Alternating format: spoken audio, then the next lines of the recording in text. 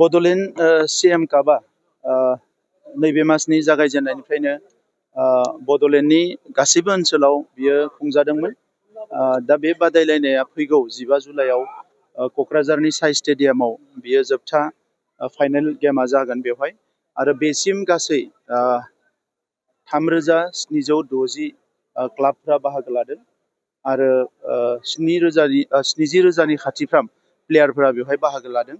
बड'लेण्ड सरकारनि बे मोनसे गिदिर सिमां दंमोन जे बड'लेण्डआव फुटबलखौ जेरैबायदि गोदो गोदायनिफ्रायनो मोनसे फेस्टिभेल हिसाबै लाबोदों आरो गासिबो थाखोनि रायजो राजाफ्रानो फुटबल नायनो फैयो, फुटबलाव बाहागो लायो।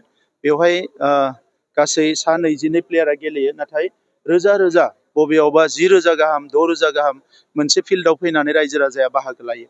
दा बियो जोंनि थाखाय बड'लेण्ड ओनसोलनि थाखाय जोबोद मोनसे मोनसे पजिटिभ मोनसे बिथिं।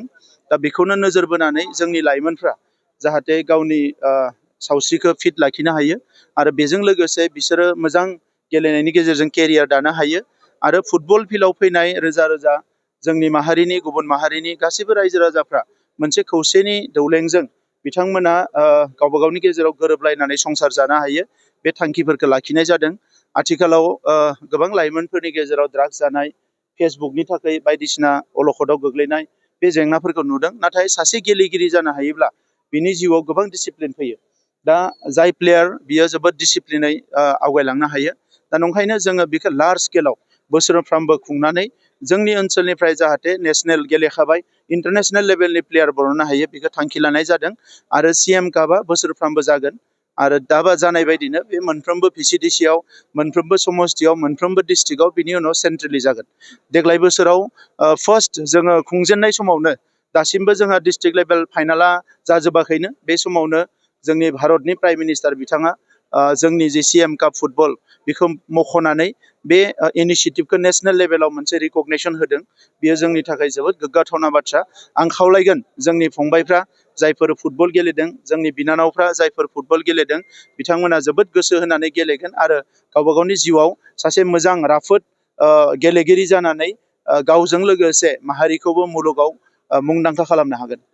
दुरान्ड कापआ जोंहा फैगौ 27 जुलाइनिफ्राय जानाय बाथ्रा।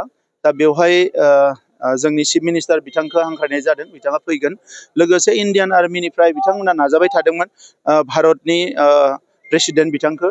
दा भारतनि प्रेसिडेन्ट बिथांखौ जामशेदपुराव आरो मणिपुरावबो हांख्रायनाय जादों। दा बेनिखायनो बिथाङा दासिमबो थांखिखौ थिग खालामाखै बबेयाव बाहागो लागोन। नाथाय आसामनि चिफ मिनिस्टार बिथां आरो आर्मिनि गोजौसिन मासियाव जिरायनाय माखासे अफिसार्सफ्रा बेयाव बाहागो लागोन। राजखान्थियारि आरो बिथाङा बुंदों 38 मासियाव बिथांमोना बाहागो लागोन, खिन्थु मोननैखौ गारनानै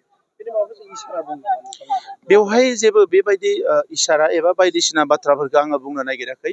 नैबे थासारियाव इलेक्सन फैगासिनो दङ, बेवहाय बयबो पार्टिया एक्टिभ जादों, गावबा गावनि खामानिखौ मावदों। नाथाय रायजो राजाफ्रा बुजियो जे बड'लेण्डआव सोर सरकार खुंबा मोजां जागोन, सोर सरकार खुंबा मोजां जाया। बर' हारिल' नङा, गुबुन हारियाबो बुजिबाय। मानोना थांनाय 30-40 बोसोराव जि मोनसे थासारिमोन, बे थासारिया दिनै सोलायबाय। आरो 4 बोसोर दिनै UPPLआ सरकार सालायनायनि उनाव जोंनि गुबुन गुबुन बिथिंफ्रा जोबोद मोजां जाबोबाय। आरो नैबे समाव दायो रायजो राजाफ्रा जों बुजिनायाव UPPLखौनो फिन गोहोआव फैनांगौ एबा BTCखौ सामलायनांगौ, बेखौ बयबो हास्थायदों। जोंथ' 40आवनो गेलेगोन। दा देरहानाय देरहैया रायजोफोरनि सायाव सोनारगोन। नाथाय आं फोथायो दासिम जों जेखौ नायो 30सो सिटआव जोङो जोबोद मोजाङै आवगायनानै दङ। बाखि सिटखिनिखौ जों आरो नाजाबावगोन। बिथांमोना मोनसे इसारा होदों BTCआव सरकारखौ जों UPPLखौ जों अयनाय खालामो। बिथांमोननिसिम आंनि हामलायनाय थाबाय। समाजसो खोन्थागोन, रायजो राजायासो भट होगोन आरो भटखौ सेप्तेम्बरावसो होगोन। दा जोङो दिनै जुलाइआव दङ, जुलाइ, आगष्ट, सेप्तेम्बराव रायजो राजाफ्रा बे मास मोननैयाव सानबावगोन, साननानै डिसिसन लागोन। आं मिजिं थिदों बड'लेण्ड ओनसोला गोबां खोमानांगौ खोमाबाय, थै होनांगौ होबाय, जिउ होनांगौ होबाय। आरो बिनि गुबै थांखियानो जाबाय राजखान्थि गोहोखौ जोंनि आखायाव लाखिनो थाखाय।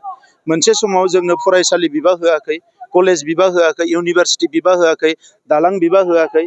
जोंनिया रोजा रोजा सुबुङा जिउ गारनो गोनां जादों।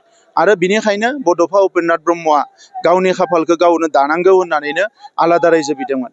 दा दिनै जे काउन्सिलखौ मोननो हाबाय, बे काउन्सिला जोंनि जोंनि रायजो राजानि जोंनि सोमावसारनायनि मोनसे फिथाइ। दा नंखायनो बे काउन्सिलखौ रैखाथि होनांगौआ जोंजों लोगोसे राजखान्थियाव थानाय हान्जाजों लोगोसे जोंनि आइ आफा रायजो राजानिबो बिबान। आं मिजिंथियो जे जोंनि आइ आफा रायजो राजाया 40-50 बोसोर सोमावसारनाय, न' बां सावजानाय, थै होनाय बे थासारिखौ दानो बावाखै आरो जोङो जोबोद गोख्रोङैनो गसंथानो हागोन। गासै डेलिमिटेसना जागोन जेब्ला 125 एमेन्डमेन्टआ जागोन। दा 125 एमेन्डमेन्टआ थांनाय पार्लियामेन्टआव गुबुन गुबुन रायजोआवबो जिहेतु 6 सिडिउल दङ, ओंखायनो जास्लाबाखिसै। जों मिजिंथिदों जुलाइ मासाव बे एमेन्डमेन्टआ जागोन। नाथाय सेप्तेम्बरावनो इलेक्सन जानायलाय गासै 60 समस्ति जानांगौमोन, बेयो जास्लाबनाय नङा। जेब्लायनो माने 125 एमेन्डमेन्टआ जागोन, बिनि उनाव जोंनि समस्तिया अट'मेटिकेलि 60 जागोन।